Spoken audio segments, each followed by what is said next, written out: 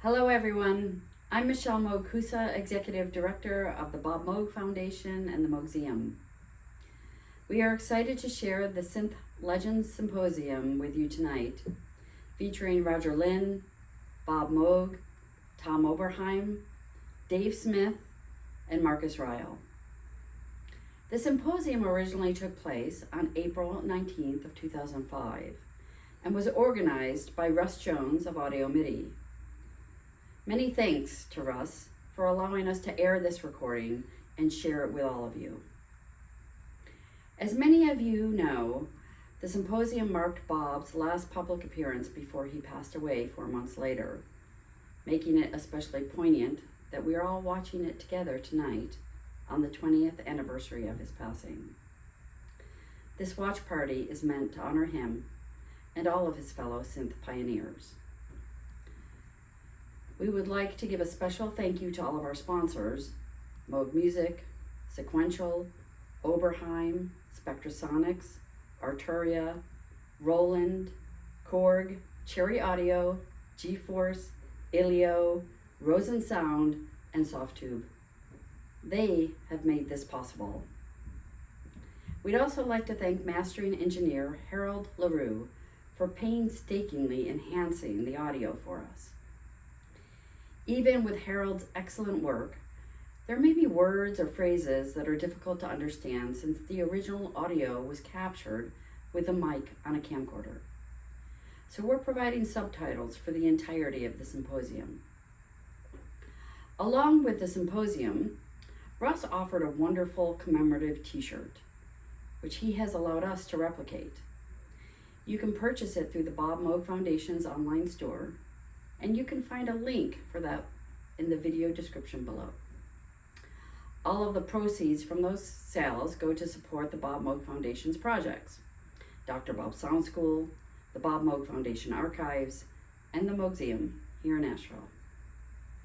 We are honored to carry Bob Moog's legacy forward through these projects, and we hope that you will empower us by donating or becoming a member of the Bob Moog Foundation tonight. The links to do so are also in the video description below. We're still struggling financially due to the long-term effects of Hurricane Helene, and we could really use your support. So if you're enjoying this broadcast, please consider supporting our important work. Finally, it is an honor for us to have Tom Oberheim, Marcus Ryle, Denise Smith, Dave Smith's wonderful wife, in the chat tonight. I will join them there as well. Please feel free to interact with us, ask questions, or just say hello. Thank you all for taking the time to join us tonight, to come together in community and honor some of the most brilliant minds in the synthesizer community. Sit back and enjoy the Synth Legends Symposium.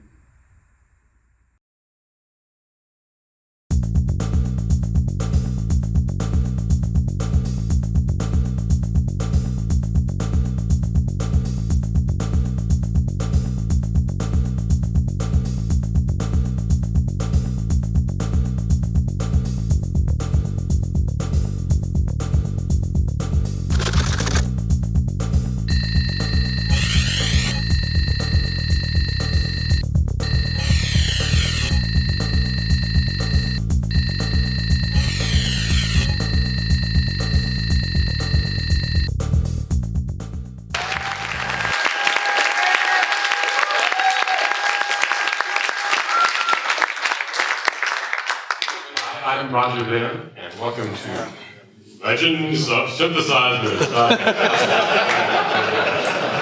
Or as we like to call each other, Legends of the Fall. Thanks for coming out. How many people are keyboard players here? How many guitar players? I think you'll sell more Evolvers than I'll sell the drums.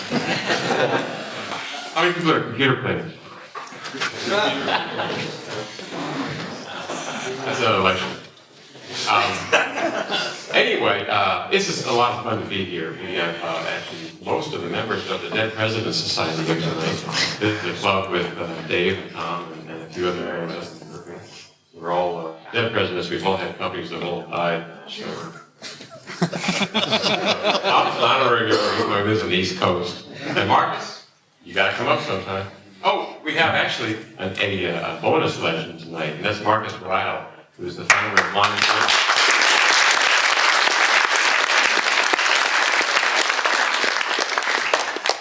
Same price. Anyway, I won't babble too long here. So why don't we just get into introducing Bob Moog. Bob Moog is a man who needs no introduction, but I'm going to introduce him anyway. I think I was 13 or 14 when my dad, who was a professor of music at USC, took me down to the music department, and they had a Moog 3P there, and I just went crazy playing that thing, patching sounds together and learning about it, and it really was an inspiration for me to do so. And ever since, I think that probably certainly more than anybody else, Bob Moog has inspired eight generations of musicians.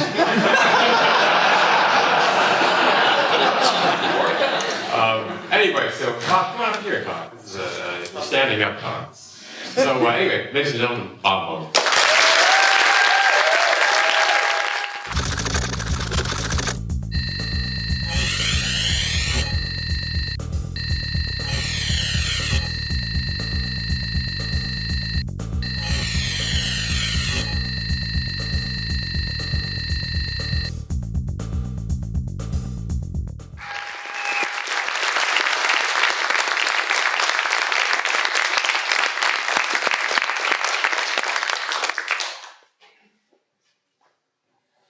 When I began doing the synthesizer thing,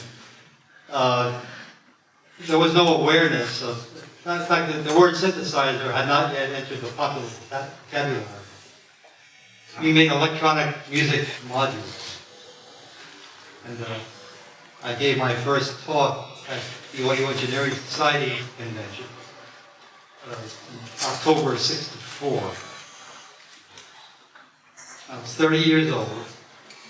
I was still a graduate student at Cornell, studying engineering physics. And I was so frightened that having to get up and actually address an audience of my peers. I remember I had a charcoal gray suit on at the time. That was the fashion.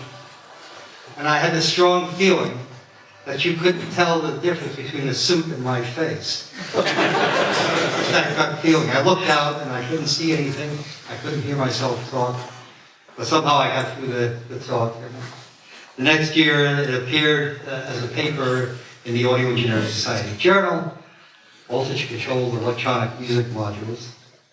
And at that same show, October '64, I took my first orders from the first order came from Alwyn Nikolai. He was an experimental choreographer who composed the music for his own dance creations using tape.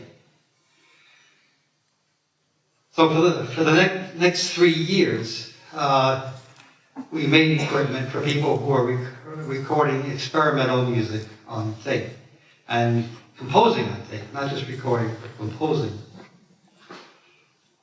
One of these people was Wendy Carlos. She had the idea of making a whole album of the music of Bach using a bunch of electronic music modules, voltage-controlled electronic music modules, and an 8-track Ampex.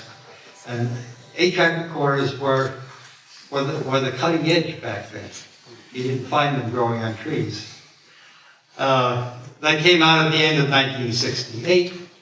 It rapidly rose, crossed over from the classical charts to the popular charts, became the largest selling classical record of all time. And in one swift and strong movement, destroyed the notion that you couldn't make real music with a tape recorder and electronic circuitry. Go ahead.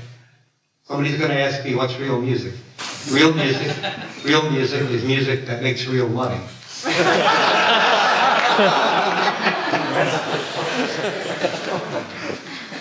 And for most of 1969 and 1970, we made our money, such as it was, building equipment for people who wanted to make real money too, making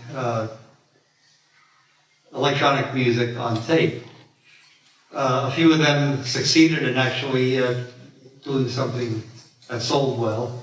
Most of them did not.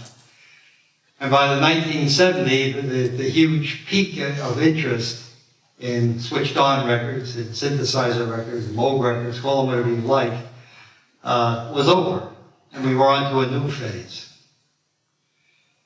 So my first 6 years was building equipment for people who were working in studios on tape.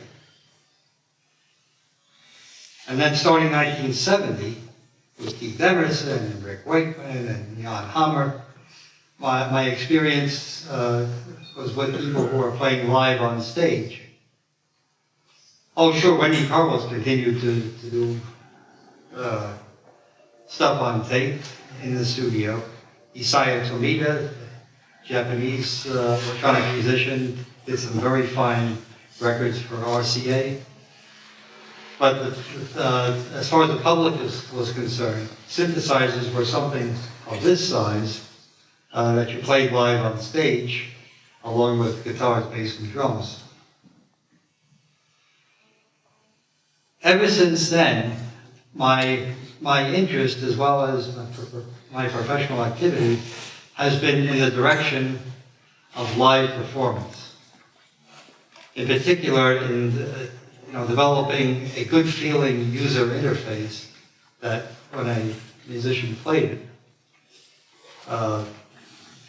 there was some feeling of connection with the instrument itself. Not just touchy-feely connection, but real communication from here, through the keys, through the knobs, through the wires, to the essential workings of the instrument.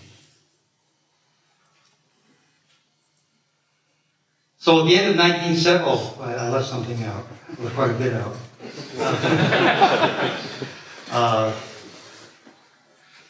We ran out as a company, as a badly managed company. I was the president of it. We ran out of money in 1971. I sold controlling interest to a venture capitalist. He sold the company to Norlin, which at that time was the largest musical instrument manufacturer in the United States, and second only to Yamaha throughout the world. Big company, doesn't exist anymore. This is a fast-moving mercurial business. I left in 1978. Moog Music was still a division of Norlin. In fact, Moog Music became not only Norlin synthesizer line, it was also the manufacturing facility for lab series amplifiers, Maestro effects, RD, artist guitars, a whole bunch of other electronic products that turned out to be fairly popular back then. I left in 1978, took a few years off to retire to the woods of North Carolina and lick my wounds. And then, after spending a couple of years building a house, doing some consulting work, I was hired by Kurzweil. How did that happen? Kurzweil, this was 1980, the end of 1983, beginning of 1984. Kurzweil, after 2 years of showing it and hyping it and raising all kinds of money from the financial community, was about to go into production with their Kurzweil 250. This was the first keyboard sample playing synthesizer that you didn't have to load from a disc. Other ones like the emulator and the big mini computer based, Fairlight, Sinclair, all these didn't have the sounds resident in the machine. You had to load it every time you wanted a different set of sounds. You had to load them from the disc. 8-inch floppies. So Kurzweil was about to introduce this. Back then, the price was over $12,000. Big thing, 88 keys, very difficult to make. It sounded like, well, it didn't sound good. And they were desperate. They asked me, I was a consultant, I was the expert from out of town, what can we do to make this good so we can start shipping? And I said, well, you know, we'll never learn here. We're going to have to take one of your instruments and get someplace where it's quiet, where you can actually hear it.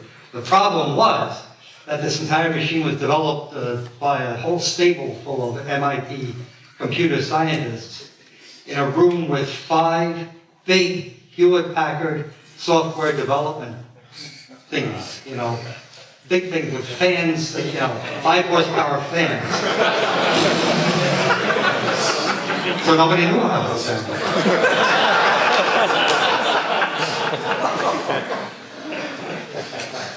So on one Monday afternoon, at the end of the road in rural North Carolina, one of the Kurzweil engineers showed up with a prototype K250.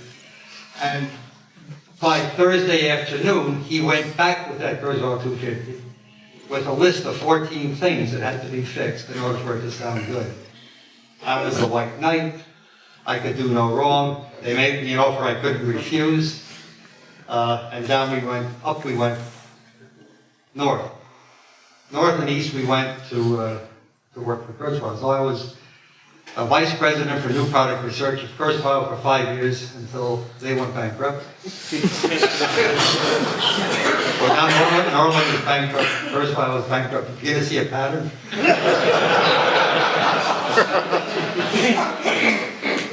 And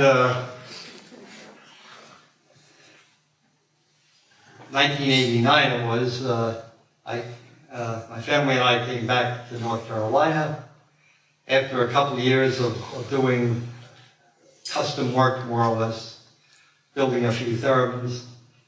I started up another company, which I couldn't call it Moog Music then because the Moog Music name was, the ownership of the Moog Music trademark was up in the air.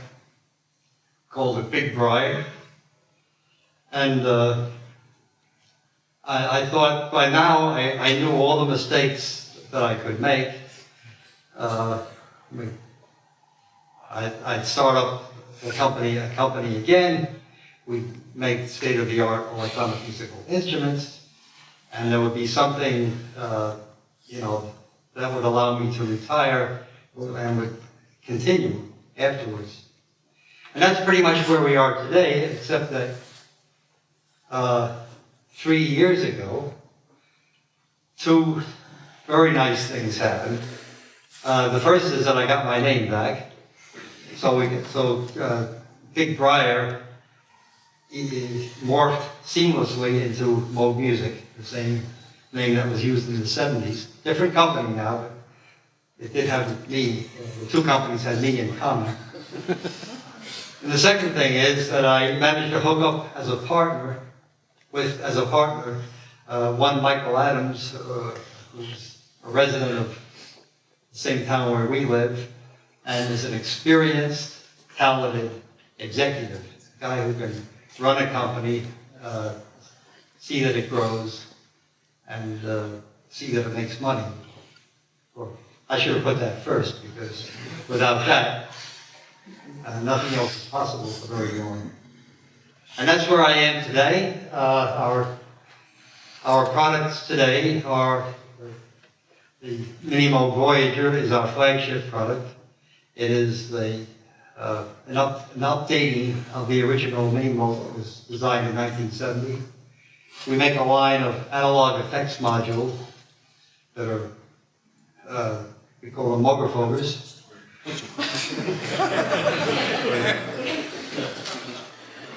One of my modular customers made that name up. He put it on his mixing console back in the 70s, and I thought it was just too good to, you know. And these have been pretty popular. There's a total of 5 now, plus a couple of auxiliary ones. And we make theremins. We are, according to the New York Times, the world's leading manufacturer of theremins. We do make a lot of theremins. They're apparently pretty good theremins. They are played professionally all over the place, all over the world. In Tokyo, there are at least 4 young women who identify themselves as professional theremin. That's just an example of people who are choosing to take this instrument seriously. We make and sell the piano bar, which is a MIDI interface for acoustic pianos. It's actually designed by Tom Moog-Koussa. And Don sought us out. He was looking for somebody to put this into production and sell it because it had the potential for a higher rate of sales than what he was equipped to handle. Going forward, we have plans. We're still a very small company. Now, whereas Line 6, Marcus's company, is over 200, ours is less than 10% that size. Mike runs the company, I do the engineering. We have 2 other people in the engineering department and a couple people in sales and marketing. Everybody else puts stuff together, calibrates it, and packs it up. Going forward, we're identified as a company that makes analog equipment. We do that well, and we will continue to do that. I don't have anything fundamentally against digital, but right now we have more than we can do building analog equipment that we believe will serve musicians well. Thank you.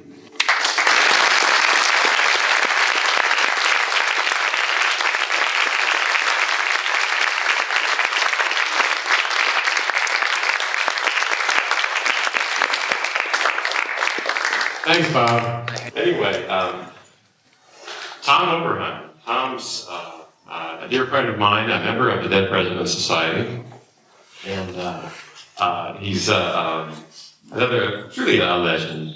Tom he actually started his company back in 1973, and to make effects devices. What was the effects device you made first, Tom? Ring modulator. Ring modulator, which was done by Ice Cream. Well, the first one was... He'll talk about it. But anyway, he went on to, as everybody knows, to make some of the most wonderful and composed synthesizers of the 70s and 80s. The first product was the DS2, one of the first music sequencer. And then the SEM, the synthesizer expander module, and something... Is he doing this or what? Which is very, very famous. It goes out on. A lot of other musicians use that on a ton of records in the 70s. And then, geez, the synthesizers went on. There was the OBX, the OBX-A, the OB1, the OB8, the Matrix 6, the Matrix 12, the Matrix 1000. You know, what can I say? Tom Oberheim, ladies and gentlemen.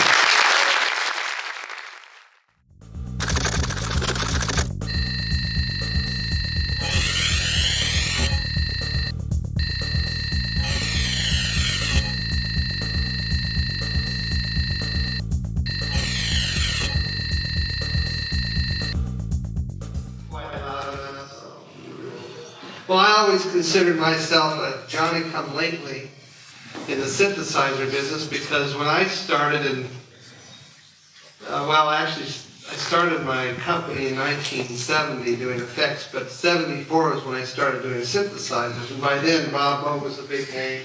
Synthesizers were established, and I kind of came in and some little stuff. The first was, he did mention a digital sequencer I did, but the thing that got me started seriously in the synthesizer business is when I made a little module. It was really a small version of an Odyssey. I didn't really do anything but kind of digest an ARP Odyssey down as small and as cheap as I could make it. And the idea was to expand or fatten up the sound of mini Moogs and ours, because you get more oscillators and another filter, etc. And at the time I did this in 1974, my real business was selling phase shifters and ring modulators and all kinds of stuff through the same company that Bob mentioned, Norland. And in January of 1975, Norland called me up and canceled all their orders with me that they had with me for these effects boxes. And I kind of looked around and, gee, what am I going to do? And to make a long story short, I got the idea to take 4 of the expander modules, and I licensed design for a polyphonic, digital polyphonic keyboard controller from Dave Rossum at 𝘚𝘺𝘯𝘵, and I put it together, and 4 months later I had the modular 4-voice Oberheim. It was kind of a desperation move because I didn't have a lot of time to do it. And it was really a crude device. I'm sure some of you have seen it. It's, if you want to change the sound on it, you have to change about 120 knobs and switches. But despite its high degree of inconvenience, it did have a good sound and was used by a lot of people. I was just down here a week ago and went to visit Lyle Mays of the Pat Metheny group, and he said he'd still use his modular 4-voice if it worked, but it's now 30 years old, so it's a little, doesn't really work very well anymore. So I got in the polyphonic synthesizer business. And the reason, I think the overriding reason that I got into that business, despite advice from people who said that polyphonic synthesizers will never work, was that I got started in this. Actually, I got started in the synthesizer business a little earlier than I said. I was actually an art dealer in 1971 or so. I was the first art dealer in Los Angeles. And in fact, the first ARP 2600 I ever was an art dealer was for Gary Coleman, who's a distinguished studio musician right in the back row. And I haven't seen Gary in about 25 years. In fact, it occurs to me that when I sold Gary the 2600, I promised that I'd pay him something for every one I sold after that. I don't know if I ever came through with that. Anyway, the thing that was in my mind when I got the idea to make a polyphonic synthesizer in 1975 is something that happened about 4 or 5 years earlier. In the late 60s and early 70s, I did some live electronic music concerts with a friend of mine that I met in the music department at UCLA. He was a really good keyboard improviser. He'd improvise acoustic piano concerts, and then in the second half, I hooked up some Revox tape recorders with delay and ring modulators and all kinds of stuff. On one of those concerts, I took 2 2600s that I modified to play 2 pitches, not 2 voices, because it's obviously a monophonic machine. But I was making a little kit for the 2600 in those days that allowed you to play 2 pitches, and then, in other words, 2 pitches on 2 oscillators. And I hooked up this very crude thing where my friend could play 2 keyboards, 4 notes, and as crude and impractical as it was, it sounded great. And it kind of stuck in my mind. And so when I got to this point in 1975, January, where I decided to put all this stuff together, it was no big surprise when it came out sounding as good as it did. And I think we all agree that polyphonic synthesizers do work. Mr. Smith, if you're here, will confirm that. I'm in a little different situation than Bob and Dave.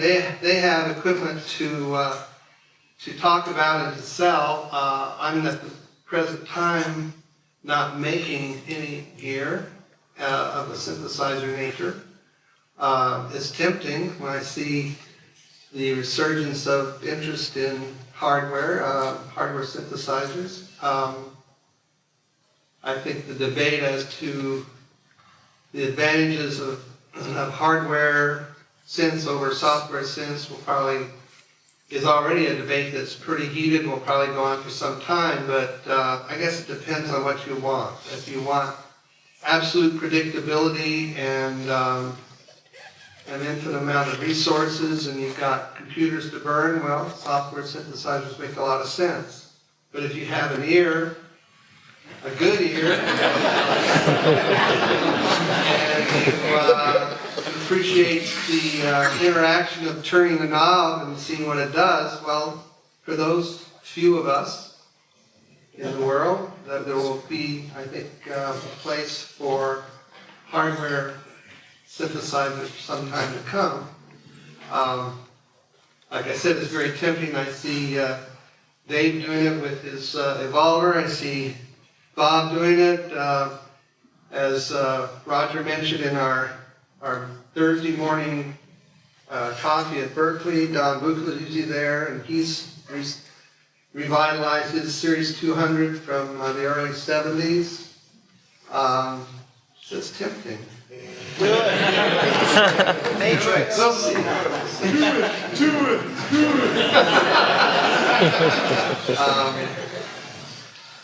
What else to say? As you look back on your life, I don't want to get too philosophical here, but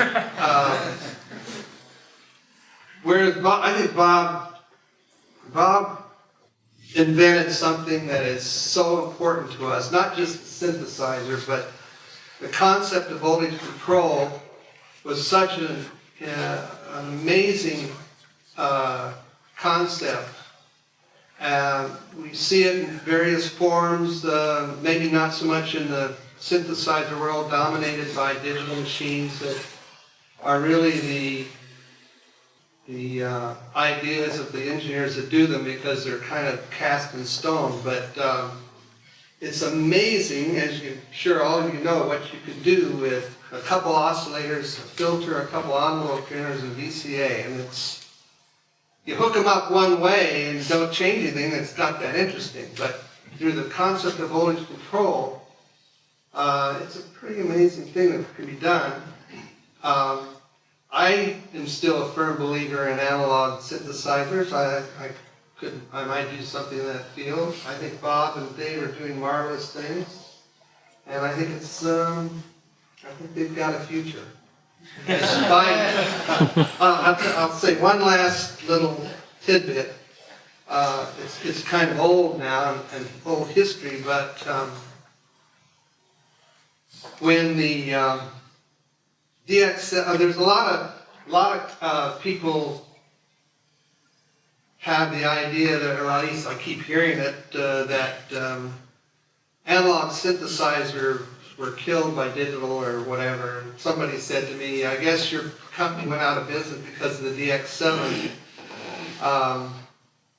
The music, the field of endeavor that we're in, where you have engineers making stuff for musicians, it's such a synergistic thing that you just can't predict what will happen when you put those two things together. In the case of Oberheim, when the DX7 came out, our sales doubled over the next 18 months, and then they doubled again over the next 3 years. And of course the reason was that the DX7 opened up the world for synthesizers. It didn't kill us. I don't think it killed anybody. So, but still, we are very much in the field of digital controlled machines. But if you haven't tried a hands-on synthesizer, where you turn a knob and something changes and you have to make your own sounds, give it a try sometime. Do it.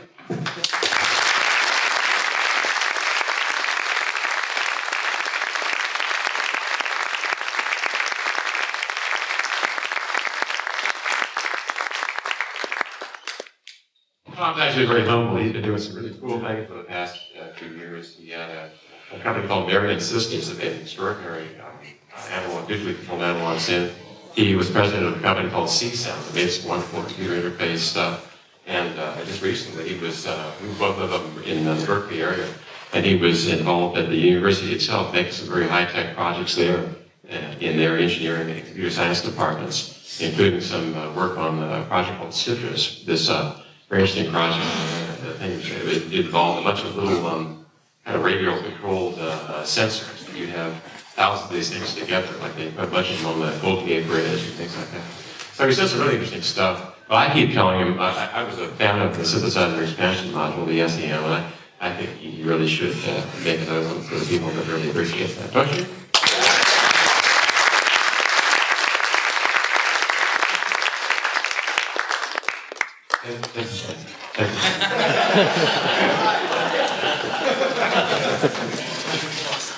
Who's your buddy? Okay, Denise Smith, another great old friend of mine. Somebody I'm very, very pleased to call my friend. And Dave is another legend, truly a legend. He started his company in sequential circuits in the 70s. And of course, the most famous product he had early on was the Prophet 5 synthesizer. And it's honestly hard to hear a recording in the 80s without a Prophet 5 on it. His list of artists was like a who's who in music industry. It's just if you were anybody at all, you had one.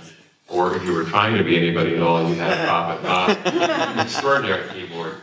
And then the next thing that he did, which was so wonderful, I believe it was born out of the idea that he had a Prophet 5 and a Prophet 10 keyboard, and Prophet 10 was basically two Prophet 5s, and that wouldn't be easier if I just connected them together.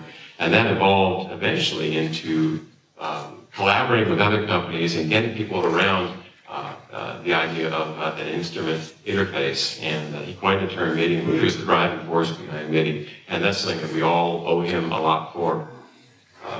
Then with this company, there were many, many other products as well. It was sequential. And then in the, let's see here, later on he went to found the Core R&D group in California, which produced the wave station synthesizer. It was one of my favorites. They did things that were really creative. There was so much the same going on at the time, and he really broke ground or win with that one. Then he was the president of a company called Ethier Systems that developed the world's first software-based synthesizer running on a PC. This is extraordinary, and there's actually over 10 million of these software synths in existence. And they actually get a professional version of this called Reality, which I think that had the notable distinction. It was also the name of a female condom.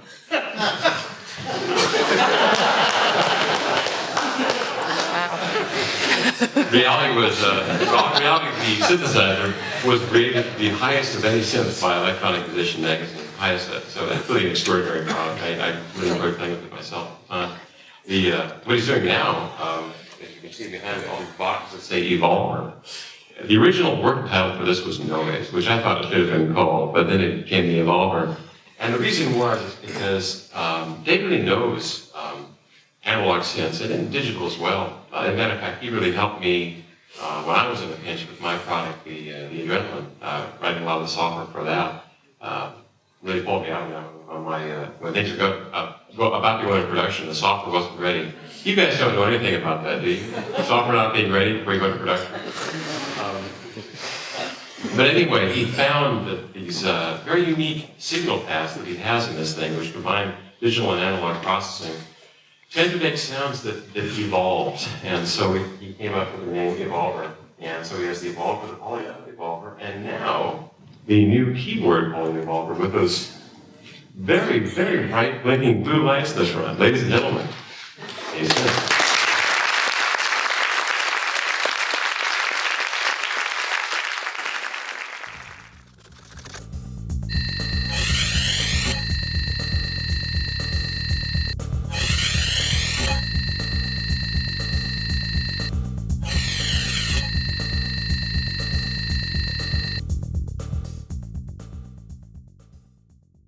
I suppose I could talk about some of the old stuff, though I tend not to dwell on it too much. Be more fun to talk about some new things. I should mention that I got into this crazy business by first buying a Mini Moog synthesizer back in 1971, 72, something like that. So it's all Bob's fault. I was a musician, playing in high school and college bands, and I also had an engineering degree from Berkeley. And when I saw synthesizers come out, it was a natural thing to do. So I was working at Lockheed at the time, of all places, and went to their credit union and borrowed some money and went out and bought the synthesizer. And before too long, started building things to go with it because I couldn't afford the sequencers and so forth that Moog Music was selling. And after building some of them, I started selling some of them, and one thing led to another. And by the mid-'70s, I was a synthesizer company. Well, I guess I was a synthesizer accessory company at that point. The synthesizers didn't come until a couple of years later. But, again, that's what happened back then, and yeah, Prophet 5 and MIDI and wave stations and Prophet BSs and so forth. I thought it'd be more interesting to talk a little bit about some of what's going on now, and we've kind of touched on that, the analog versus digital, some of the things there, computers versus hardware. What happened in my case is, as Roger mentioned, about 10 years ago, we developed the first software synthesizers. And it was kind of fun. It sounded pretty good, the reality synthesizer. It had analog emulation, it had FM, it had sampling, it had physical modeling, it had all this stuff in there. It was pretty cool. It sounded pretty good. Well, a couple years later, I started realizing I was never playing it. And in the past, I'd always play my own instruments. In fact, the sign of a good potential product is when you're designing it, and you just implement a new feature and you're testing it out, and all of a sudden an hour's gone by because you're playing with the instrument. It's fun to play with, it sounds good. But in the case of the software, I wasn't playing it. I started thinking, well, why is that? Why am I playing this thing? It sounds good, it's pretty cool, but just started realizing that there is a lot more to a musical instrument than its capabilities and spec sheets. Look and feel has an awfully lot to do with it. A guitar player has the advantage. I mean, they could, not only can they pick between a Tele and a Stratocaster and a Les Paul, but they could pick which Tele or which Strat they want, or which Les Paul. It could be an old one, it could be a new one. They could pick an instrument that talks to them, and they can pick it up, and they can feel it, they can hold it in their hands, and there's a one-to-one relation with their instrument. Well, when you're sitting there staring at a screen and clicking and sliding it up and down, and trackball over here, and over here, you kind of lose track of it.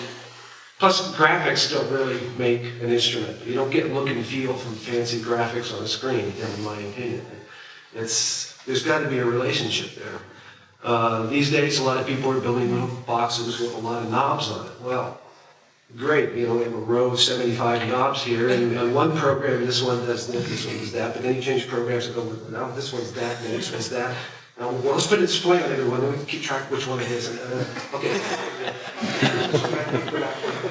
It's like, what's the point? I have nothing against digital in general, nothing against computers in general, but if you want it to be a musical instrument, I just think, like Bob was saying, like Tom was saying, when you sit in front of you press a key, you turn a knob, something happens. It doesn't crash. Software synthesizer. If you think about it, a software synthesizer you buy today is guaranteed not to work in 5 years, right? I mean, the operating system is going to change. There's going to be new versions of new operating systems, and new subversions, and new drivers, and new plug-in systems, and it won't work. I mean, the ones you had 10 years ago don't work anymore unless it develops a market in vintage operating systems, which I suppose is what could happen next.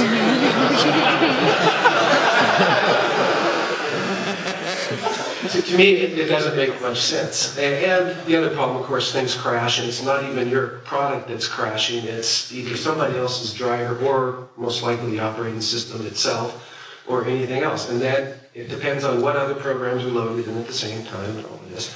Now, 10 years ago, I was pitching software synthesis because I knew it was, as a designer, it had a lot of appeal for the future because you could always add features, you could always make it better, you could always make it do more, it can grow with the platforms. It's easy to predict, it was back then, that computers are going to always get faster. I mean, the cell phone in your pocket has more power than what we were writing software synths on back then, and 10 years from now, the cell phones will have more power than the computers do now. I mean, look at your cell phones. They now sound like the computers 10 years ago, right? The same horrible 𝘚𝘺𝘠𝘨𝘕 ringtones that crap that we were listening to on computers back when they were 486s. So it's, that's predictable. And sure, when you're writing a synthesizer, you can program in slop, of course, analog state pitches, it's always different, it's never quite the same. So as an engineer, you say, well, I can program that. And you can. And software synthesis will get better, and will get better, and they'll get better at emulating things, better at putting good slop in, and good noise, and good crosstalk, and all those little things that you try to get rid of when you're designing an analog instrument, but make up the sound. I mean, let's face it, with any real musical instrument, half of the appeal of it is the artifacts. If you had a piano without hammer noise, if you had a guitar without fret noise, we all went through that in sampling, right? When you first started sampling things, we got to take out the hammer noise, we got to take this out, clean it up, and then you end up playing it, it doesn't sound real at all, because that's the hard part, is all that other stuff that's in there. And that's the cool thing about analog synthesizers, is you get all that for free. It just comes with the design, whether you want it or not. And the other problem with software synthesizers, as long as I'm ranting here, is that they're basically free. Not only talking about how people tend to borrow them in this industry and not pay for them, but they're going to be free for, legally free. They already are. It's going to be the case when you buy a computer, you will get, a few dozen software synths and a few gigabytes of samples and all you could ever possibly want in the software synth realm. So it's kind of a dead-end business on both sides of the fence, because if you're a musician, presumably you want something to differentiate yourself from everybody else, and if you're all using the same virtual analog soft synths, it's like, what's the point? On the other hand, it's pretty hard to compete with free. So it does kind of limit the business opportunities. Bob was saying that his company is 10% of Line 6's, and I can say that my company is 10% of Bob's. That's pretty funny. But that's kind of what you have to do if you're building analog synths. So, Tom, you might want to think twice before you unless we can convince everybody that that's the way to go. Beyond that, in my case, I'm not really interested in doing exactly what I did before. People say, well, why don't you just build another Prophet 5? And, well, it's been done. I don't feel like doing it again. So the idea with the Evolver synths was to start with something like that. It's got the analog oscillators, the analog filters, the analog VCAs, but then take it to the next step by adding digital oscillators and digital processing and lots of feedback loops and have it all work together and try to get the best of both worlds. Again, it's not really a matter of sides, if digital is better or analog is better. It's, I think, just getting something that works and makes sense and comes up with new sounds. And that's kind of how it turned out, and especially on the keyboard. Well, after our panel discussion, if you want to come up and play some sound and give you an idea.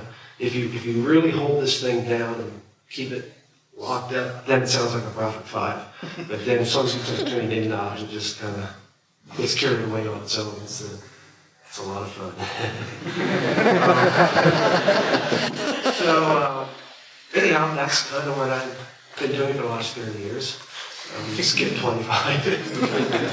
And I think that's it. We'll just move on together.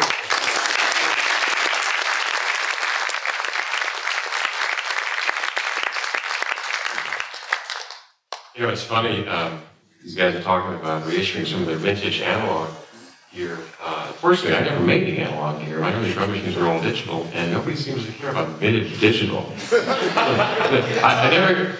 Pardon? Give it time. Yeah, I never read the articles in Electronic Musician about how early bits sounded better.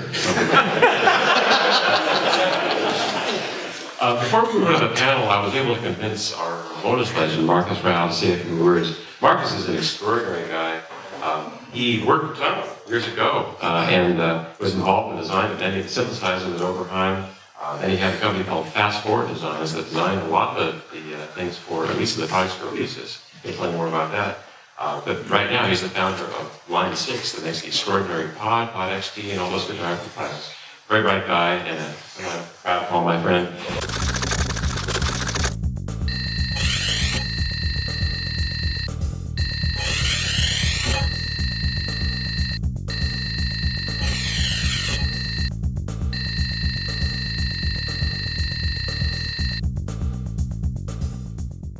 Marcus Ryle.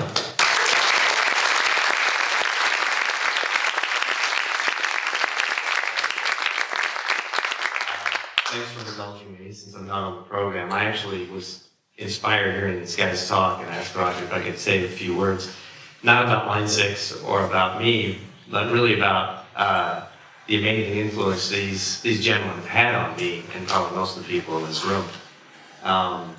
You know, and most people got their start with synthesizers, hearing switched on Bob. My story's a little different. My dad brought home an album called, it was just called Moog by Dick Hyman. Do you remember this album? I'm not Minotaur. Heard the Minotaur. Yeah. And I think I was 11 years old, and I was into playing piano. I was taking piano lessons and things like that, but it changed my life. I knew I had to have something to do with synthesizers. I set out at that point. Actually, I had to figure out how to buy one. I hadn't figured that out yet. Got the paper route going and stuff like that. But that it was really an amazing inspiration. Of course, caught on to Keith Emerson and folks like that, and see the giant modular Moog, and knew someday I was going to try to be a part of that. And not all that long afterwards, in my quest for synthesizers, I managed to sneak into this thing that wasn't very well known back then called the NAMM show. And in 1977, that was at it was held at the Disneyland Hotel. That's how small it was. There wasn't at the convention center. I don't even know if there was the convention center then. It was the Disneyland Hotel. I was 15 years old. I snuck into the show because you probably don't know, you're supposed to be in the industry to be able to get in. And I saw this other amazing invention called the Prophet 5. I think you were introducing it at that show, or at least it was being introduced to me at that show in 1977. And so now I clearly got the polyphonic synthesizer bug, and now my destiny was definitely set thanks to this amazing machine. Which the technology side, I don't know if you guys are aware, but this was the first synthesizer to use a microprocessor. I mean, microprocessors themselves were a fairly new invention still, relatively speaking. And I was dabbling with computers and everything, so I was a bit in awe of this amazing invention. And a little while longer, I was in a Cal State University, Cal State Dominguez Hills, actually, because I was 16. I was hanging out there because they had a big EMU modular synth and a bunch of ARC 2600 and 16-track 2-inch machines, so I could stay up all night and make music and pretend I was kind of going to school. In 1980, with a bit of finagling, there was actually a digital synthesizer that introduced at that time called the 𝘚𝘺𝘯𝘴𝘆𝘆. And through a very long story, I managed to finagle to get one of those over at Cal State Dominguez Hills and started programming it, writing software for it, and teaching some classes. And we had a guest speaker at one of those classes named Tom Oberheim. And Tom came and talked about synthesizers. It was amazing. I think you brought an ODX. No, Yeah. it was Music 5. You were talking about Music 5, that's right, which was a computer programming language for making music on computers. And that was my chance to meet Tom, and I was kind of shocked and pleasantly surprised when, not that long afterwards, he suggested maybe I should come work for him. I was 19 years old at the time, and I guess I was sure I knew everything already or something. But it was truly an amazing opportunity and experience, and that really was my schooling and college, thanks to Tom and to Russ Jones, who was VP of Sales at that time and marketing. And I really had an amazing opportunity to learn about these products and this technology and this industry in a time when it was really very special felt like a fairly small family, that sequential circuits, our arch rival at Oberheim, could be friends too, and you could hang out at trade shows and go out to dinner or go out with Bob, at the Chicago NAMM show. It's a really amazing time. And I don't want to leave out one other big influence on me, which was the fact that not long after starting at Oberheim, and this would be the fall of 1980, so I'd only been there a few months, Tom said, there's this Audio Engineering Society meeting over at Sportsman's Lodge. I really think you should go to. We should go check this thing out. There's some young kid named Roger Linn, and he's got some newfangled invention. And we went, and I believe that was your introduction of the first LN1, which is another pretty amazing breakthrough for those of you too young to remember. Trust me, it's a big deal. And not only was it an amazing product, amazing technology, but I was so inspired by Roger's presentation and his ability to connect his own musicality, because he's quite an accomplished musician, into this technology. And kind of as Dave was talking about, really bring that relationship between the musician and technology into one, which all these gentlemen have done amazingly well. And it's something I do hope will carry on for some time, because that's what makes music so magical. So, thanks for letting me reminisce and all of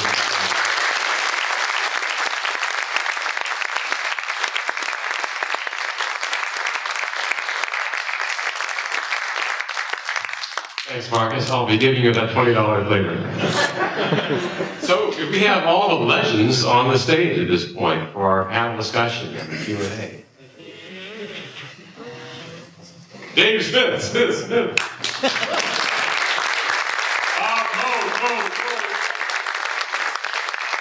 Bob Oberheim, Marcus Ryle.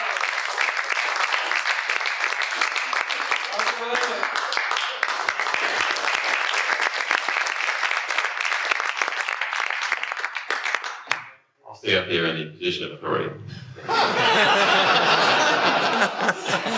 So, any questions? Thank you. It's been a lovely night. Back there, Richard. Oh, me? Oh. I wanted to ask Mr. Moog, what was his inspiration for the first synthesizer he built?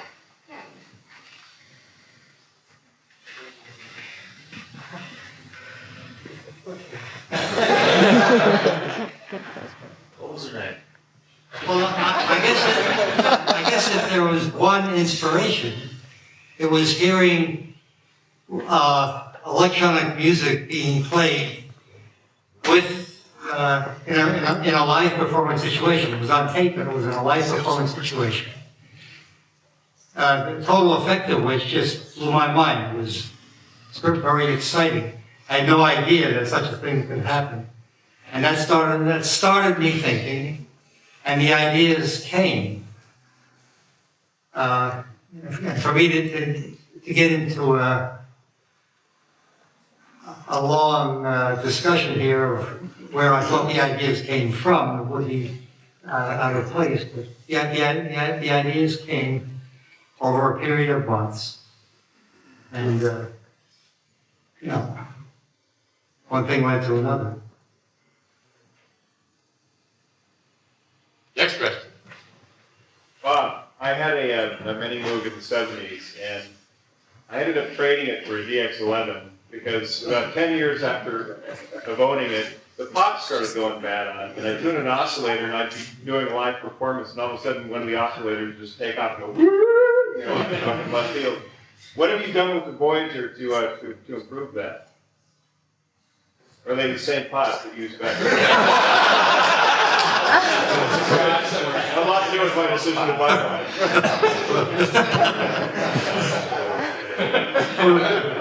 The first thing that came to my mind is, I don't know if we've done anything. These are not 11 years old, No, they're not the same pots at all. Bob, you can fix it after the panel time, can't you?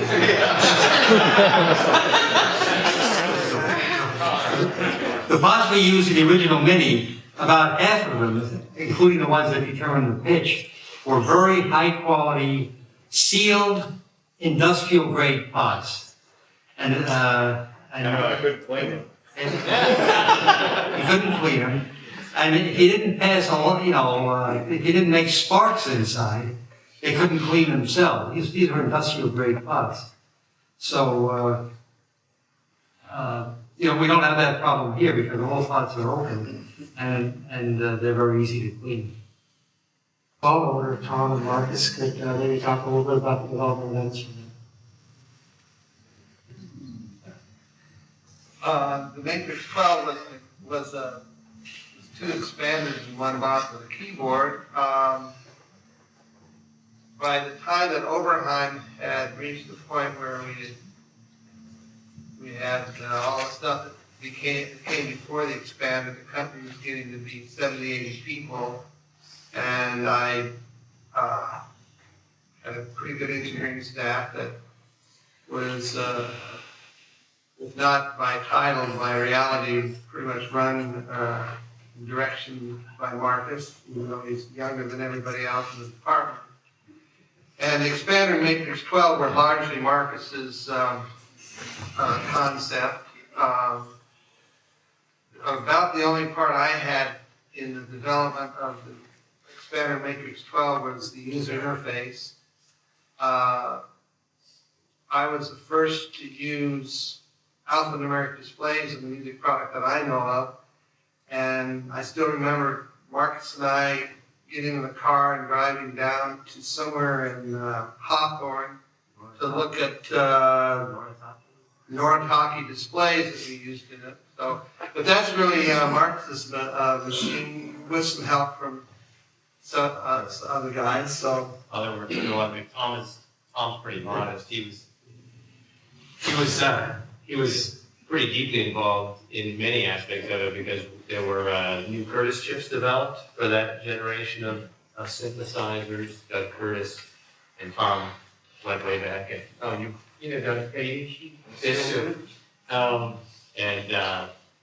they were designed for that. Tom, we really felt fortunate to be given the latitude we had. And my partner at Line 6, Michelle Moog-Koussa, also known as the French guy, who Tom was very generous to give a job to as well back in 1980. The two of us loved old Moogs, and Michelle was particularly fond of the EMS, those synthesizers with the little matrix of pinholes to connect things, and that's actually the inspiration of the name as well. Since you have one, you're familiar with it. There was just this desire to really take digital control of analog synth as far as we could and have a software matrix to be able to connect anything to anything. It's a lot of fun. I still have mine. It still works. Let's see if we can really keep Doug running back and forth. I'm the programmer of a Pro one, and I have spent many nights with it in drone mode with the sequencer on, trying to drum along to the very variable tempo of the LFO. I really enjoy it. But anyway, I wonder if any of you guys worry that we might one day run out of retro. Like a lot of manufacturers are making, like a lot of microphone manufacturers make tube mics. A lot of people are making a lot of vintage stuff, but how much is going on with, besides what you guys are doing? Are there new companies, less chronologically gifted companies that are doing development work? Are we going to run out of analog stuff to sample and then that's it? No worry that's going to happen. chronologically challenged. Are you asking, are there new people developing new things? Yeah, in the analog. As opposed to... There are some small companies in Europe doing things, McNatt, Verona, what were some of the other ones? Well, they're doing more effects block. Analog Solutions, Doctor. Yeah, there are a whole lot of small companies doing specialty stuff, so that is going on, but people don't even know about what we're doing half the time, so they're even further off the radar. So, it's a matter of getting the word out and people finding out about it, because, obviously my advertising budget is close to zero just because it's too much trouble. And, people find out about it and they'll find out about the other things. So there is stuff going on, just not a whole lot. How about Michelle?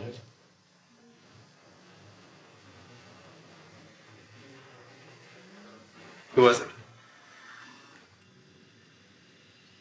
Hi, I just wanted to ask you guys, also Dave, I'm a proud owner of Evolver. In the way that you guys really had a vision to connect synthesizers with MIDI, I, of course, am working with the Evolver, but also with some of the analog modular Doppler stuff, because that's what you can get now. And I see that connection maybe coming back, and what are your thoughts on this modularity? Obviously, Bob, you've taken all the CD out, and now you can do a lot of this modular patching. And I think that it would be really exciting in the future to go the way MIDI went and to be able to hook up modularly, some new product by Tom and Dave and Bob and get all that CV stuff going together. I think it'd be great. What's your thoughts about that? Well, the reason we developed MIDI was so we wouldn't have to deal with CD.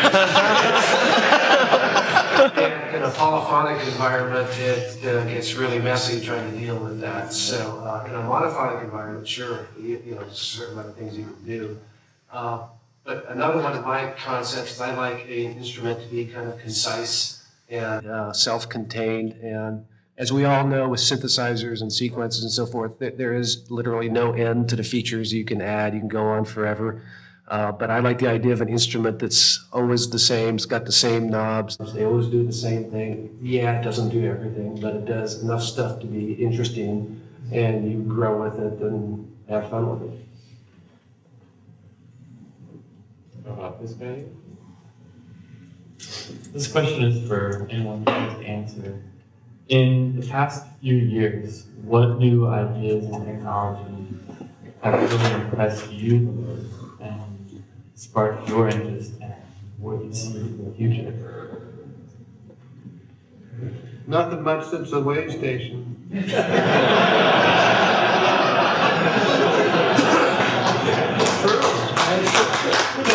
We're a jaded group up here, so we're probably the wrong ones to answer that question. If I missed something, let me know.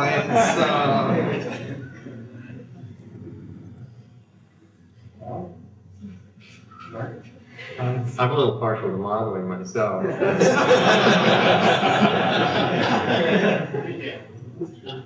I'll add some. That's not new. That's very true. Roger's the new guy. He keeps up with all this stuff, so.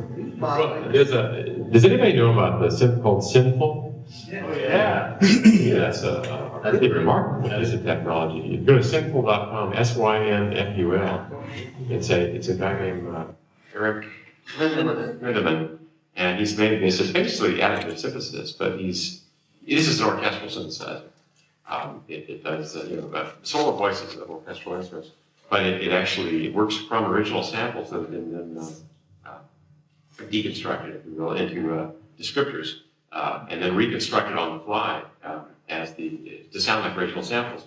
But he has these wonderful algorithms to make these samples malleable. So you get kind of a holy grail of synthesis. You get the accuracy of sampling with the malleability of synthesis. And something to check out. There's work to be done on it still, but it's, I think, a wonderful early effort. Simple.com, and you can download it as a DSC plugin free and use it for 30 seconds.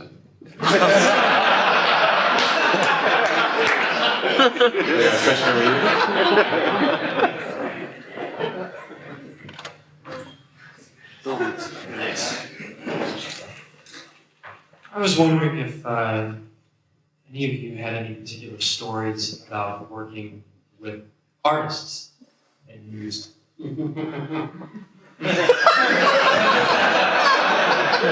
I'll tell my favorite story. To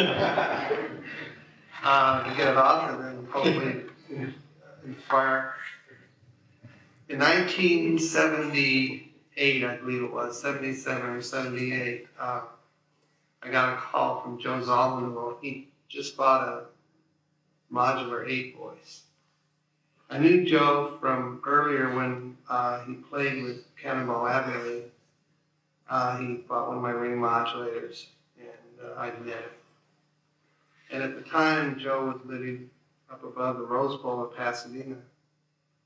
And he said, "You gotta come out and show me how to use this thing." So, in my best engineering mindset, I went out to see Joe, and I started talking to him about envelope generators and takt times and fine-tune of oscillator, all this stuff. And I knew after a short time it was just... So after a couple hours I left and I figured, well, he's just going to take it back to Guitar Center where he bought it and get the money back. And that, I'm disappointed, but I did my best. A couple months later I got a phone call and Joe calls up and he says, "Tom, you got to hear this sound I got on this machine." So I went out to his house again and he played me a rough mix of Birdland.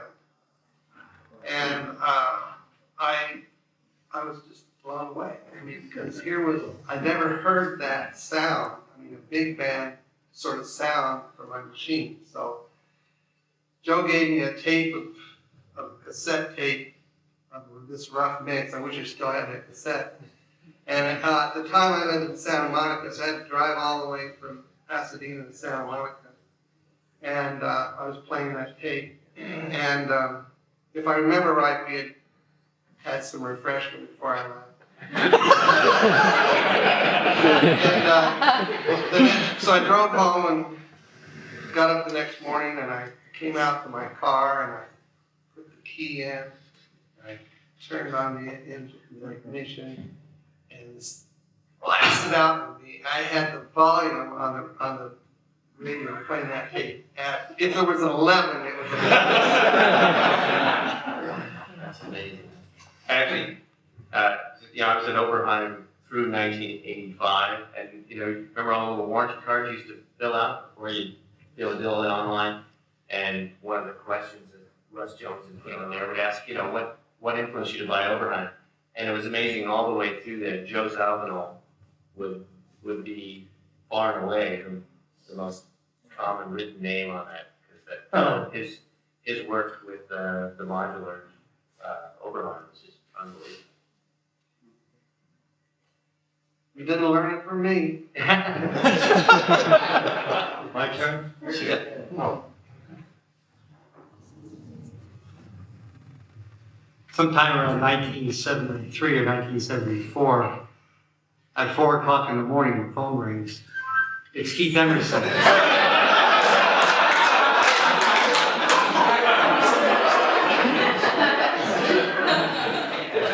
It's like the Jarvis and Hewer's show, the sound effects study.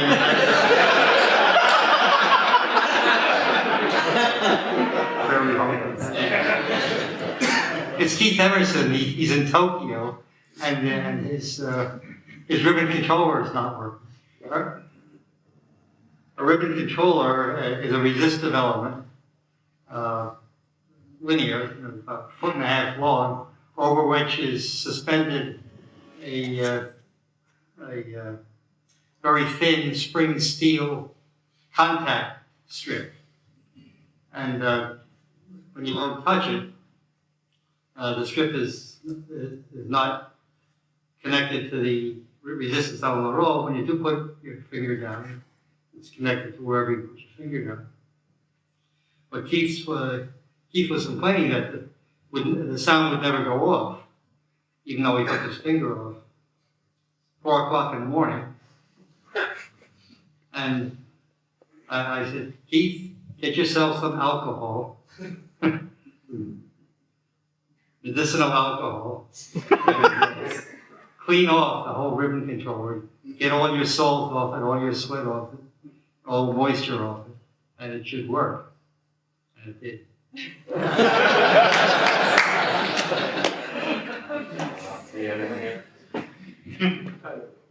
At one, I demonstrated back in the early days of my company. My first drum machine was called the All-in-One Drum Computer, and we got a call from Ike Turner, Ike and Tina Turner, and I went out to his studio. He came in the room with some, I think, meaty powdered donuts.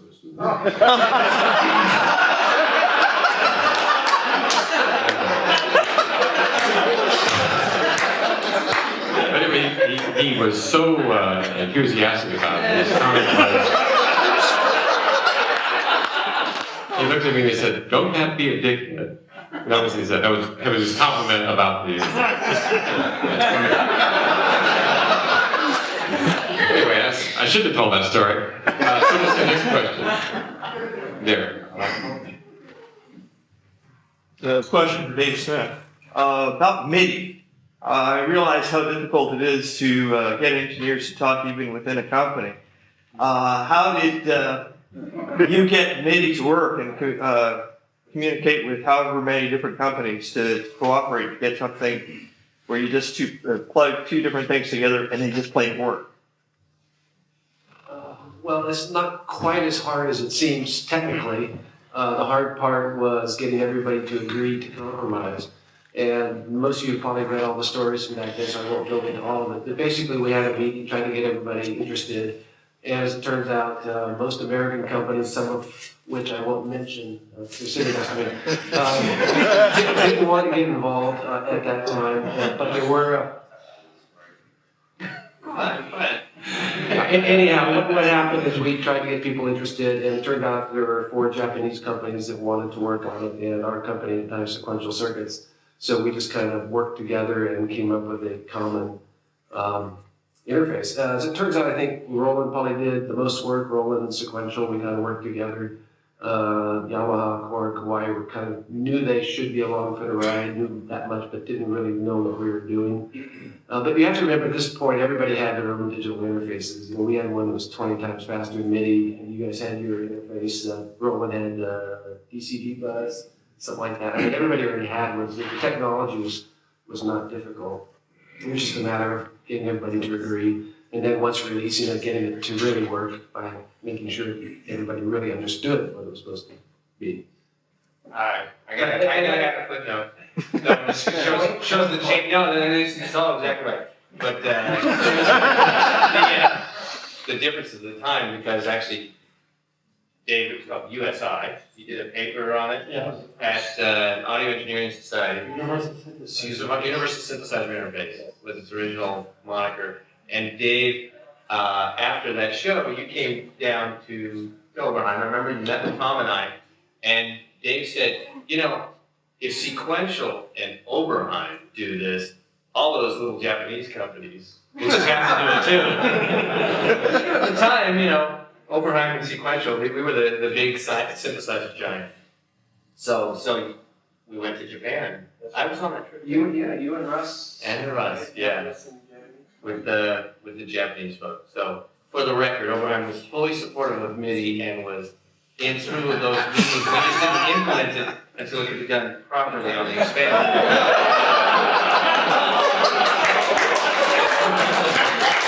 Roger, let me make a comment. It's not what you think. I think what Dave and Marcus just described, and I'm not being facetious here, is an illustration of the basic cultural difference between the United States, our culture and Japanese culture. Our culture, if you didn't think of it, then it has less value than if you had thought. Yeah, exactly. If your competitor comes up with something, you automatically think that you have to do something different. Japanese, on the other hand, think if your competitor comes up with something and people like it, that's good. You know, that's good for everybody, and we should acknowledge that. I did an article for Keyboard Magazine on MIDI, probably the first major article on MIDI, right after MIDI was introduced. To write that article, I called up all the American manufacturers, talked to the technical people, including my old company. My old company especially asked them, how about MIDI? Oh, we're just watching to see what happens. Here's the invention of the 1980s. You know, the most important thing, it's still of key importance. Oh, we're just watching to see what happens. We didn't invent it, you know. What good can it be?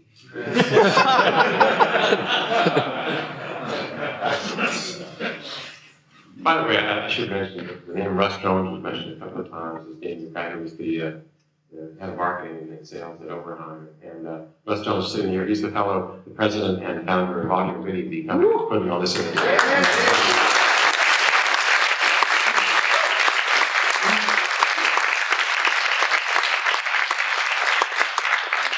20 bucks. 20 bucks, guys. 20 bucks. Next case. How about over here? Hi, this question is for David Smith. I'm a proud owner of the Prophet 2000. I don't know if you were heavily involved in that or not. I was just curious, have you been like heavily involved with Native Instruments and their plug-in kind of represent? Okay. And the follow-up to that question is, you know, what do you think about that? Can you give us some candid evaluation of it? Okay, you just answer both. Thieves. Actually, it's kind of funny. They got the idea to do that when they saw the first software synths we were doing for Intel back in 1994, maybe. So they saw that and said, "Oh, let's do this." But no, they never contacted me or anybody about doing it. They just kind of did it on their own. Slam bags that they are. Just kidding. But as far as comparing hardware and software, you know, a lot of people haven't heard of Real Prophet 5, so software is fine. If you bury it in a mix, software is pretty good. It's close. I mean, it really is close. If you put them side by side, was it Tom that was saying that if your ears can hear the difference or can't hear the difference? You could save a lot of money if you can't hear the difference. But I did that when they first came out, and you know, they did a reasonably good job. It sounds sort of like a Prophet 5, but again, they don't play the same, they don't feel the same, and they're not the same instrument, but you know, for the price difference, it's I suppose a reasonable deal. There was an article, real quick, there was an article in Sound on Sound magazine, an English, very good magazine from England, a couple of months ago. I believe it was on a MIDI Moog plugin. And they actually had oscilloscope pictures of the equivalent waveform, and they weren't even close. And so you have to wonder, the average plugin, what was their motivation? Are they really trying to make sound just like the original instrument, or are they just going for it? And have they even heard the original instrument? Sorry. Yeah. Well, some are done better than others. Yeah. Some are actually do look and see if the sawtooths go up. There's one out there that I won't mention that had it backwards. What? Mention it. Nah, come on. I might have fixed it by now. Anyhow, here's the difference. Yeah, this is probably going to be an inspiring story for you. First of all, it's an honor for me to sit with you in this auditorium. I'm very impressed. I've been waiting for this moment for many, many years. And I was born in a faraway country in Armenia, where Mount Kara is. And it was in 1979 when I was reading an article in a small magazine about the control voltage filters and amplifiers and so forth. It inspired me so much. I read an article about Bob Moog. I became an engineer afterwards. And I was the one who eventually made a first electronic drum machine, so, just because of that. And just a question because of that. There was a company called Simmons. They used to make electronic drum machines. Could you explain who worked there and what's your stop? I didn't get that one. Well, Simmons didn't make an electronic drum machine, but they made a synthesizer drum pad kit. And I can make the sound.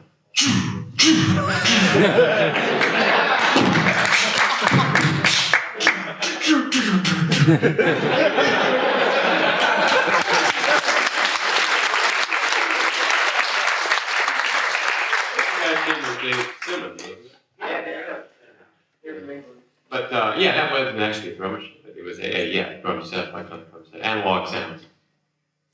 I think if they tried to go into digital, was there a downfall with the SDX, EEPROM or? Oh, They did EEPROM more too. We had one of those. Yeah, the SDX was a big, expensive digital thing. I think Bill Ruford probably got the only one.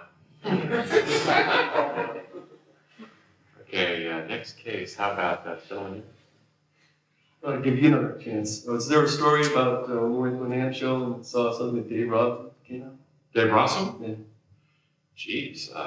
Dave Rossum is one of the two founders of 𝘚𝘺𝘶 Systems, which, as we all know, has made some wonderful products. Actually, yeah, I was in 1975. I was working as a recording engineer and a guitarist with an artist at the time named Leon Russell. And I basically convinced him to buy all the gear that I wanted to have. So one day he said, he was from Tulsa, Oklahoma, he said, "Rob, I think we ought to buy one of them synthesizers." So we called up Moog, I think they were quoting 90 days. We called up Art, they were quoting 90 days for modular systems, basically. And then we called up Tom, and Tom had the SEM at the time, I think it was, but we got him to have one of the modular synthesizers. So Tom told us about this young company in Santa Fe at the time called 𝘚𝘺𝘶 Systems. And so we called them up, and they said they had a system there with 3 voices. Well, Leon decided that if he actually went out there himself, that they probably would part with their only system, which of course they didn't do. We came out there, and I met David Rossum and Scott Williams' partner, and they were operating out of a little apartment in Santa Fe at the time. And they had a 3-voice system there, and it was wonderful. It sounded great, and really had some wonderfully advanced concepts. The polyphonic keyboard. I don't know if it was the first. You guys know that better than I. What? Yeah, basically. Yeah. So that's basically how I first met Dave Rossum. But brilliant guy, and has done some wonderful products. It's known on the emulator series of samplers, and so on. How's that? Did you work for MPC? I mean, how you trying to avoid that? Oh no, I was just being humble. The whole generation of hip hop guys. You were the guy. Well, yeah, he's talking about a series of products I made for the Akai company in Japan called the MPC 60, MPC 60 Model 2, MPC 3000, MPC 3000 LE. This is during the 90s, and we were all very, very pleasantly surprised at the success of that and how it was so influential in hip hop and really the music around the world in general. That came about because my company, Middle Electronics, that we made the LM1 drum machine, LM1 drum computer, the Linn drum, the Linn 9000, went out of business in '86, basically due to my extraordinary bad management. I was my biggest enemy, I think, in the business. But at any rate, after that time, I got into a conversation with Akai, and it worked out well because they were good at the business stuff, marketing, and the production, and I was really good at conceiving these products and about making them. In fact, it's kind of funny the way it worked. Their slogan at the time was Akai created a part, but they didn't create any of their own products. I created the drum machines. Mike Matthews, the former founder of Electro-Harmonix, had created the first sampler. His engineer there. They had an English team. They had some German engineers. And the way it worked was I created the MPC 60 prototype, and there was a hardware guy that made a custom chip for that. He was based out of London, and his team. And then once we made a prototype, the Akai engineers, who were very good at production engineering, basically just took the prototype, copied it, and made it cheaper. But they made a very, very good job. And when you think about it, Akai actually started out, I think it was in the 50s, they were a tape recorder company called Roberts. So they've just been making tape recorders in one form or another when they shipped over the samples. How about this gentleman back there?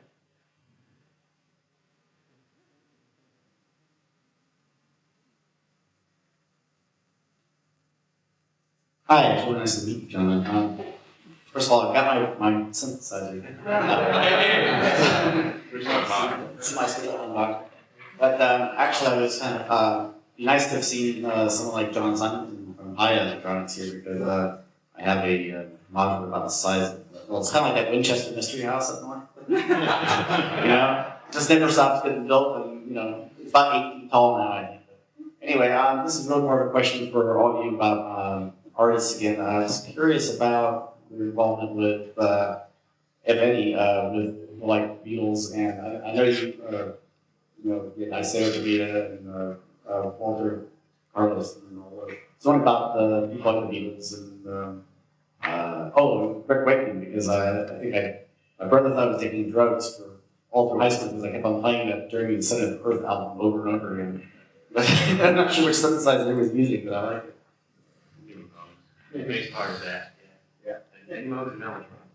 What were the Beatles using on most of their stuff? It was a Moog modular at Abbey Road Studios, I think. And I'm not sure who actually did with the knobs and the patch cords, but there are sounds here and there. Sgt. Pepper and Abbey Road.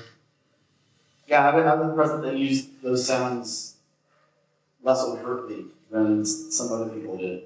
You know, they just kind of basically used them. Yeah, I really can't speak for them. Okay, just didn't know if you had any stories or comments. What we're going to do is take a couple of last questions and then allow you just to come up and read the stories themselves and answer questions personally. But so let's just grab a couple last ones. Derek, go ahead. Mark, Hi. A while ago, you were talking, I think it was Tom was talking about the FM, excuse me, I'm plugging that, DX7, not the FM7. And how it, you know, it doubled your business and, you know, whatnot, and didn't kill analog and all that. And there's a lot of people, other people who've been asking questions about plugins and virtual instruments, you know, Dave says virtual instruments. A lot of us are a lot younger, and we wouldn't have been exposed to a lot of this stuff, like when Steinberg came out with the Model E and the LM4 and the Pro 5, you know, I mean, you know, when I first started getting into computer stuff, I hadn't been exposed to this stuff.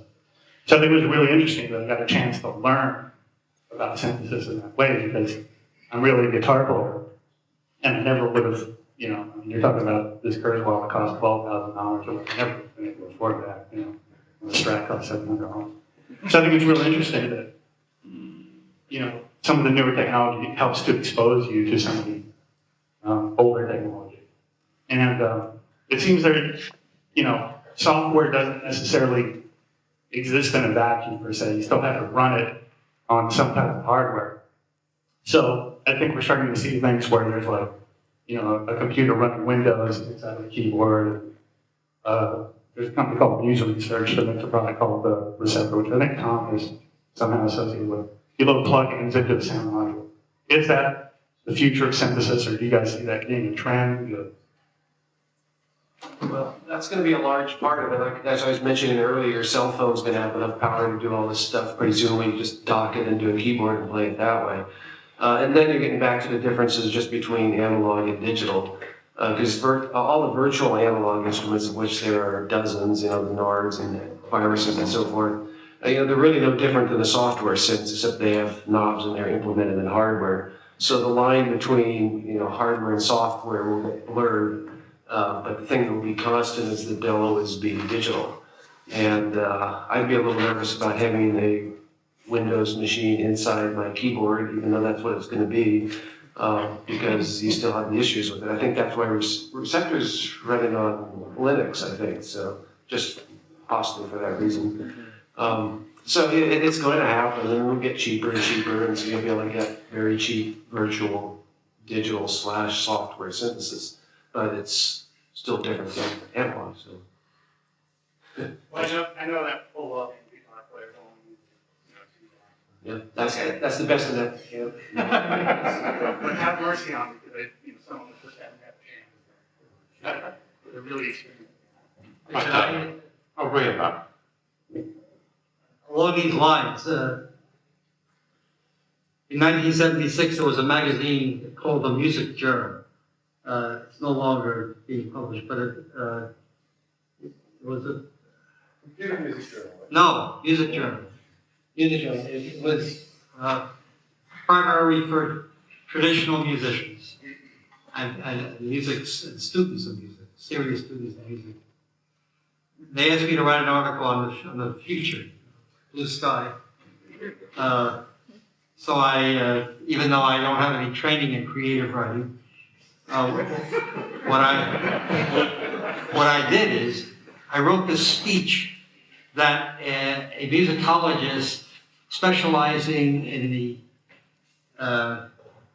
the developments at the end of the 20th century was presenting to her audience in the year 2030.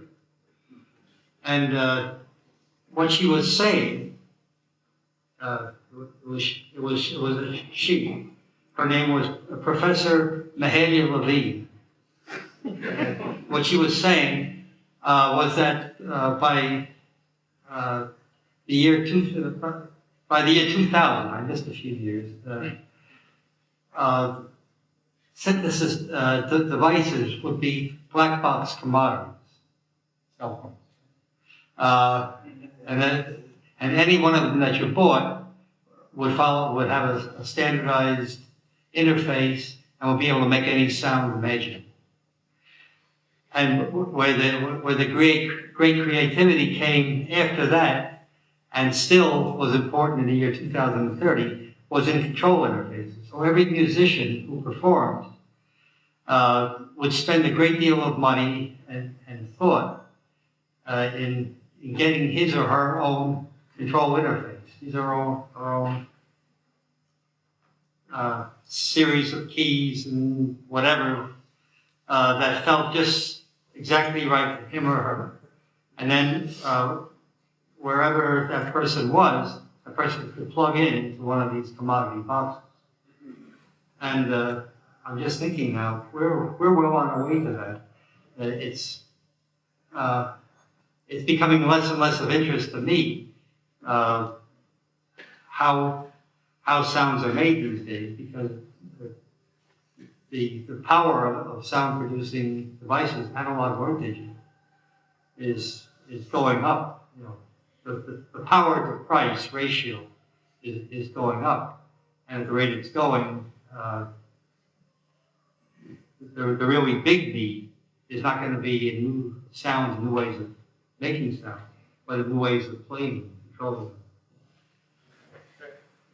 I want to throw in a quick comment on that, since you brought up about, if you weren't exposed to the older synthesizers or things like that, and we all, us old folks might have a longing for those good old days, but we have to remember that when these guys did their pioneering work, there were plenty of critics saying that these things are bastardizing music. They're going to destroy what music is, and synthesizers, computers are just going to perform everything and compose everything and take all the human element out.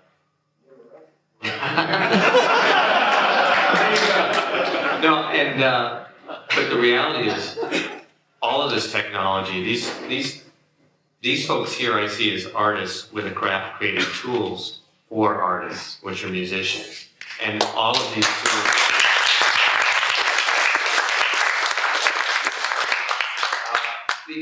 It's all how you use the tools, and the Beatles made amazing music with 4 tracks, and which most people can't imagine how they could live with only 4 tracks today. And find whatever tool lights you up and lights up your creativity as a musician, as a composer, as an artist, and tubes, digital, analog, hardware, software. That's not what's important. It's important what you do with it.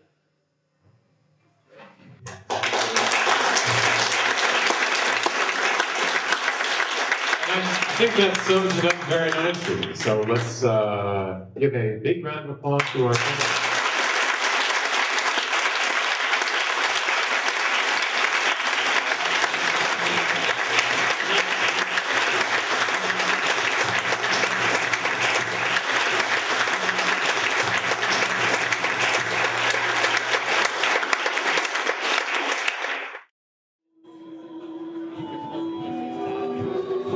them rough. Yeah, there's a thing called analog sloppy. You can make it real sloppy. So I can get stuff out of this like, hold on a second. If I want big fat analog sawtooth.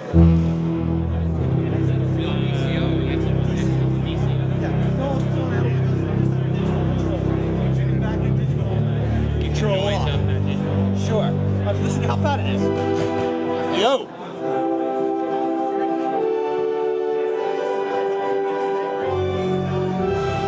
Whoa.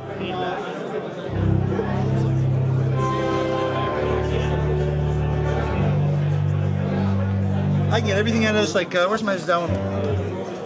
I did this program, I was trying to copy Jan Hammer lead off of the thing.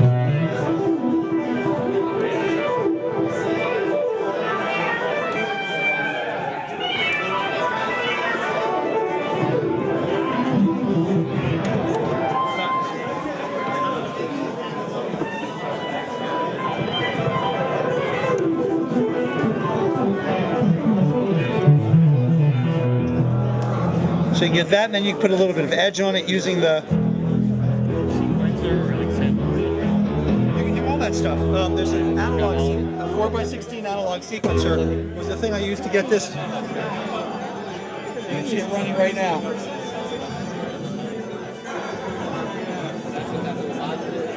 This is the sequencer. That's a 4x16 analog style step sequencer. Sample and hold is real easy. This thing will do vector sort of stuff. It'll do wave sequencing stuff. If I want sample and hold out of it,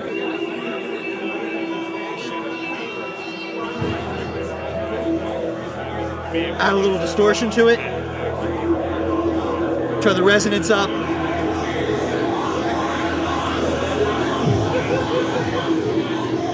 This is all analog, right? Yep. Well, this patch is. This is a combination of analog and digital technologies. It has the oscillators from the Prophet VS. It's basically a Prophet 5 and a Prophet VS in the same package. These are all new Curtis oscillators, all new Curtis